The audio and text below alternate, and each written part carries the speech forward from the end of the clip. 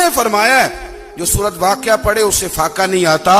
کہنے لگے چاند تو اپنی جگہ چھوڑ سکتا ہے, سورج گر سکتا ہے, تارے ٹوٹ سکتے ہیں, پر مدینے والے رسول کی بات غلط نہیں ہو سکتی.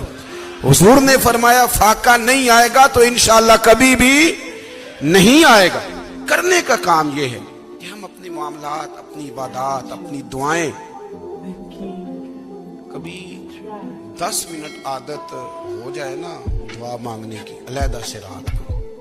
حضور نے فرمایا جو فرض نماز کے بعد دعا مانگے اللہ اس کی قبول کر لیتا ہے. نبی پاک صلی اللہ تعالی علیہ وسلم نے فرمایا اللہ مسافر کی دعا قبول فرماتا ہے. حضور نے فرمایا اللہ مظلوم کی دعا قبول فرماتا ہے. حضور نے فرمایا بیمار سے دعا کراؤ اللہ اس کی دعا قبول فرماتا ہے.